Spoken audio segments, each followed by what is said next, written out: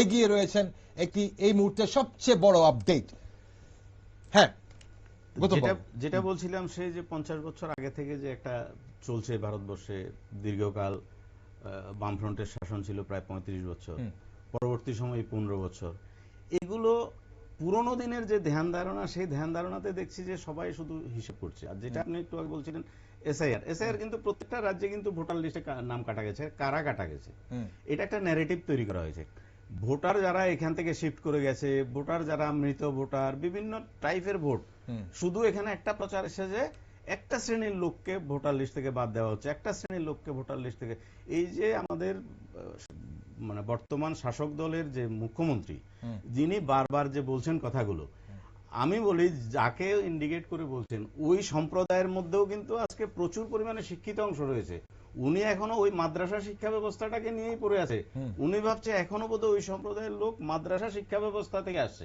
ওই জন্য আমি বলছি সেই বামফ্রন্ট বলি, তৃণমূল বলি, এরা কিন্তু সেই ধ্যান ধারণার বাইরে কিন্তু আর বেরোয়নি। সমাজটা পরিবর্তন হচ্ছে। কিভাবে সমাজ পরিবর্তন হচ্ছে? এটা একটা বিজ্ঞান, রাষ্ট্রবিজ্ঞান। তাহলে রাষ্ট্র নিয়ে ভাবনা করতে গেলে রাষ্ট্র কি চাইছে, যুব সমাজ কি চাইছে, মানুষ কি চাইছে, ওই যে ক্ষুদ্র যে অংশটাকে নিয়ে বারবার পলিটিক্স চলছে, প্রত্যেকটা অ্যানালাইসিস আজকে কয়েকদিন ধরে খুব অ্যানালাইসিস আমরা সবাই শুনেছি বিভিন্ন বড় বড় জায়গাতে, প্রত্যেকটা অ্যানালাইসিসে কিন্তু সেই জায়গাগুলোকে মুখ্য ধরেছে যে একটা শ্রেণীর লোক 30%, একটা শ্রেণীর লোক 35% ভোট। প্র্যাকটিক্যালি ওই শ্রেণীর লোকরাও কিন্তু আজকে বিজেপিকে ভোট দিচ্ছে, এটা ট্রেন্ড বোঝা যাচ্ছে। ওকে, আমি আসবো আবার আলোচনায় আসবো, কিন্তু এই মুহূর্তে আমরা একটু চোখ রাখবো 6 রাজ্যের যে 8টি উপনির্বাচন হচ্ছে, 8টি আসনে যে উপনির্বাচন হচ্ছে সেই আসনগুলোর দিকে একবার নজর রাখবো। ধর্মনগর 56 ধর্মনগর, ত্রিপুরার যে বিধানসভা কেন্দ্র 56 ধর্মনগরে উপনির্বাচন হচ্ছে, আপনারা জানেন সেখানে প্রাক্তন স্পিকার প্রয়াত বিশ্ববন্ধু সেনের অকাল প্রয়াণে সেখানে নির্বাচন হয়েছে। এই মুহূর্তে আমরা আবারও চলে যাব, আমরা দেখব বিভিন্ন 6 রাজ্যের যে 8টি বিধানসভা নির্বাচন উপনির্বাচন হয়েছে। আমরা কর্ণাটকের দিকে যদি নজর রাখি, কর্ণাটকের দেবনাগরী সাউথ, দেবনাগরী দক্ষিণ কেন্দ্রে এই মুহূর্তে বিজেপি প্রার্থী শ্রীনিবাসা এগিয়ে রয়েছেন। উনি 8,539 ভোটে কিন্তু ওনার নিকটতম আইএনসি প্রার্থী, জাতীয় কংগ্রেস প্রার্থী থেকে এগিয়ে রয়েছেন।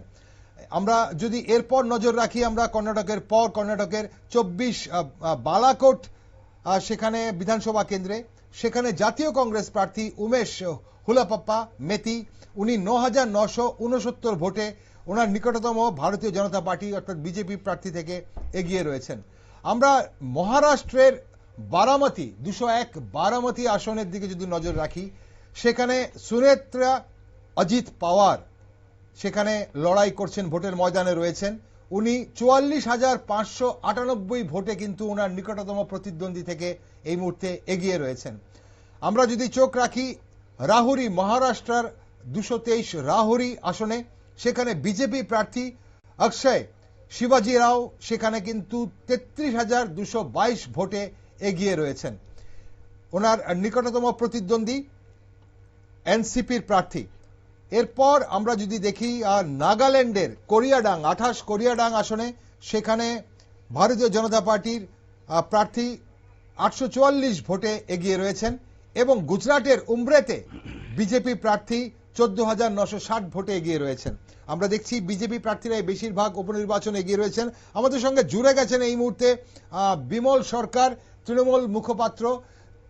বিমল বাবুর সঙ্গে আমরা একটু কথা বলার চেষ্টা করব। বিমল বাবু, ভবানীপুর কেন্দ্রে মমতা বন্দ্যোপাধ্যায় পিছিয়ে রয়েছেন, এটা কত বড় সেটব্যাক তৃণমূল কংগ্রেসের জন্য?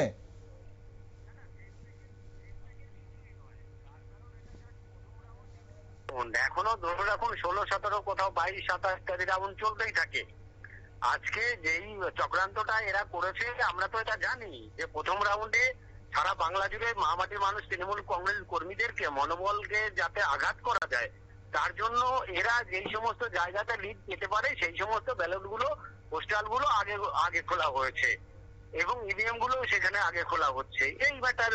কিন্তু দিনের শেষে আপনি দেখবেন যত গণনা এগোবে তৃণমূল কংগ্রেস তত জয় জয়কার চলবে, এবং বিজেপি, সিপিএম এবং বাংলা বিরোধী যারা ছিল, যারা আজকে শুভেন্দু অধিকারী যেভাবে আজকের ডেটে পর্যন্ত যেইভাবে বিষের বাণী, সাম্প্রদায়িক বাণী ছড়িয়ে যাচ্ছেন, যে হিন্দু মুসলিম আজকের ডেটেও করছেন, উনি সম্পূর্ণ মাত্রায় একটা রায়ট লাগানোর আজকে উস্কানি দিচ্ছেন, কিন্তু বাংলার রায়, বাংলার জনমত বিমল বাবু, দেখিয়ে বিজেপি দেবে এই মুহূর্তে যে বিমল বাবু, বিজেপি এই মুহূর্তে 160টি আসনে ট্রেন্ড বলছে বিজেপি এগিয়ে রয়েছে এবং তৃণমূল কংগ্রেস 117টি আসনে এই মুহূর্তে এগিয়ে রয়েছে। আপনার কি মনে হয় এই পরিসংখ্যানটা দ্রুত পাল্টে যাবে? যত গোনায় সামনের দিকে এগোবে বিজেপি তত নিচের দিকে নামবে। তার কারণ এটা জাস্ট মোটে শুরু হয়েছে দ্বিতীয় রাউন্ড। তো এই দ্বিতীয় রাউন্ডের পরে যত দিনের পারদ চড়বে বিজেপি তত ডাউন হবে এবং বিজেপি আস্তে আস্তে ধীরে ধীরে ঠান্ডা ঘরে ঢুকে যাবে। উত্তরবঙ্গে আপনাদের এই মুহূর্তে যত টাকা ট্রেন্ড দেখা যাচ্ছে, উত্তরবঙ্গে বিজেপির খুব দাপট এই মুহূর্তে দেখা যাচ্ছে। গতবারও সিংহভাগ আসন বিজেপি উত্তরবঙ্গ থেকেই পেয়েছিল। তৃণমূল কিন্তু সেভাবে সেখানে কদম রাখতে পারেনি উত্তরবঙ্গে। সেই জায়গাটাতে কি মনে হয়, বিশেষ করে রাজবংশী এবং চা বলয়? আমরা যেটা বারবার আগেও বলেছি যে এটা যেটা ট্রেন্ড আপনারা দেখছেন, যেটুকু যা লিড দেখা যাচ্ছে, এটা কিন্তু পোস্টাল ব্যালটের সাথে প্যাচ আপ করা। পোস্টাল ব্যালটে তার কারণ কর্মচারীদেরকে, রাজ্য সরকারি কর্মচারীদের একাধিক অভিযোগ ছিল বা ডিএ বা ইত্যাদি ইত্যাদি। সেই জায়গাটাতে কেন্দ্রীয় বঞ্চনার শিকার হয়ে পশ্চিমবঙ্গ সরকার সেইভাবে তার সরকারি কর্মচারীদেরকে ডিএ সম্পর্কে একটুখানি সমস্যার সম্মুখীন হয়েছে। তবে এটা ওভারকাম হয়ে যাবে। কিন্তু আমরা যেটা বলবো যে সরকারি কর্মচারীরা ব্যালটের মধ্যে একটা তাদের মতাদান দিয়েছেন, ওকে, আমাদের সেদিক থেকে কোনো সমস্যা নেই। কিন্তু যত দিনের পারদ চড়বে বিজেপির তত কিন্তু লো প্রেশারের ঘরে চলে যাবে।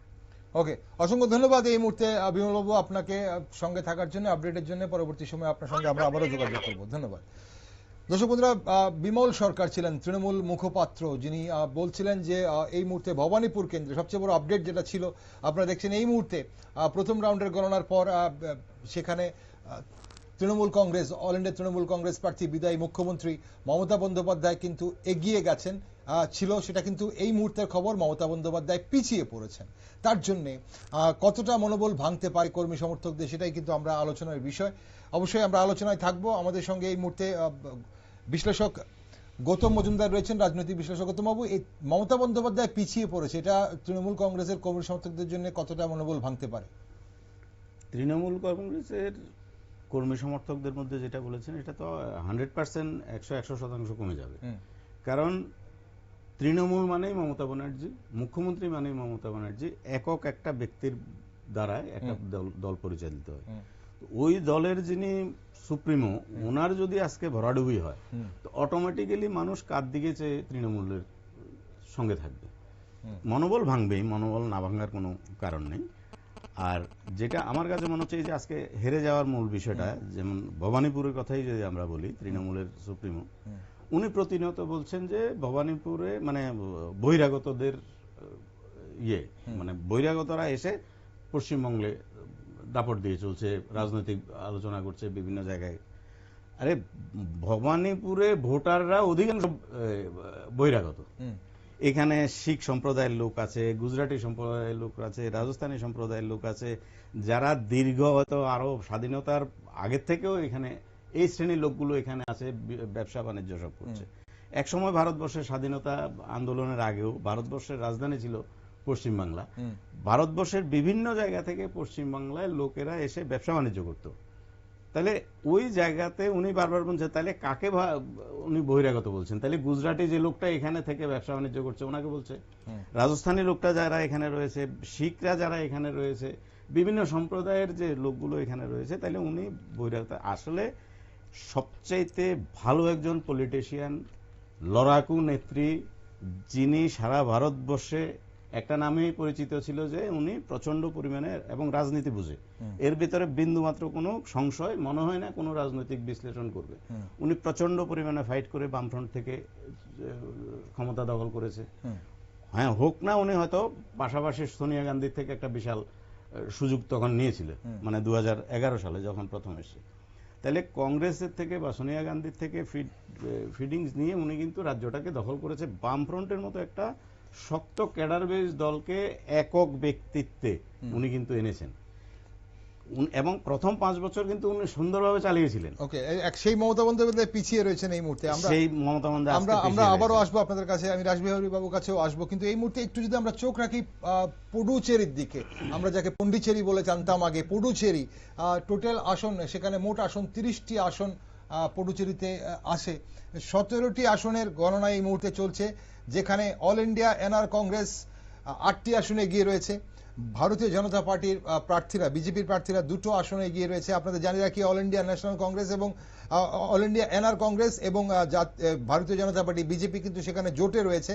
তার মানে মোট 10টি আসনে এগিয়ে রয়েছে এই জোট, এবং ডিএমকে 2টি আসনে এগিয়ে রয়েছে, জাতীয় কংগ্রেস 1টি আসনে এগিয়ে রয়েছে, এবং অল ইন্ডিয়া আন্না দ্রাবিড় মুন্নেত্রা কাজাগম সেখানে কিন্তু 1টি আসনে এগিয়ে রয়েছে। আমরা একটু এক নজরে দেখিয়ে দেব ধর্মনগরের চিত্র, আপনাদের অবশ্যই দেখাতে চাইব। ধর্মনগরে আপনারা জানেন, ধর্মনগরে সেখানে বিজেপি প্রার্থী জহর চক্রবর্তী 13,988 ভোটে এখন অবধি এগিয়ে আছেন। সেখানে কর্মী সমর্থকদের বিজয় উল্লাস, তাদের জয় উল্লাস, জয়ের স্লোগান আপনারা শুনতে পাচ্ছেন। আবির খেলা শুরু হয়ে গেছে বলে কিছুক্ষণ আগে জানাচ্ছিলেন। আপনারা টিভিতে দেখতে পাচ্ছেন, সেখানে বিজেপি প্রার্থী জহর চক্রবর্তীর সহধর্মিণী, সেখানে বর্ণালী গোস্বামীর নেতৃত্বে কর্মী সমর্থকরা, বিশেষ করে মহিলারা আপনারা দেখছেন টিভির পর্দায়, সেখানে দেখছেন। চলুন আমরা একটু দেখে নিই, সেই চিত্র আপনাদের দেখিয়ে নিই।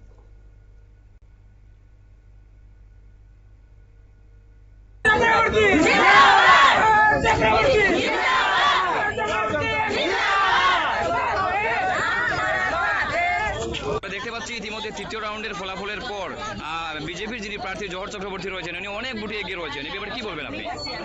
নমস্কার, আপনাদের মাধ্যমে আমি ধর্মনগরবাসী সহ সারা ত্রিপুরা রাজ্যবাসীকে অভিনন্দন জানাচ্ছি যে ভারতীয় জনতা পার্টির পক্ষে জনগণের রায় যেভাবে 2018 থেকে শুরু হয়েছে এবং আমাদের নরেন্দ্র ভাই মোদীজির যাত্রা শুরু হয়েছিল 2014 সাল থেকে, সেই ধারা অব্যাহত রেখেছেন ভারতীয় জনতা পার্টির প্রার্থী জহর চক্রবর্তী মহোদয়কে দুহাত ভরে ধর্মনগরের জনগণ ভোট দিয়েছেন, এবং আমি আগেই আশাবাদী ছিলাম যে ভারতীয় জনতা পার্টির পক্ষে ধর্মনগরের জনগণ ভোট দেবেন, এবং এই জয় শুধু ভারতীয় জনতা পার্টির জয় শুধু বলবো না, এটা ধর্মনগরের সমস্ত সাধারণ জনগণের জয়, এবং এই ধর্মনগর থেকেই কিন্তু ভারতীয় জনতা পার্টির যাত্রা শুরু হয়েছিল।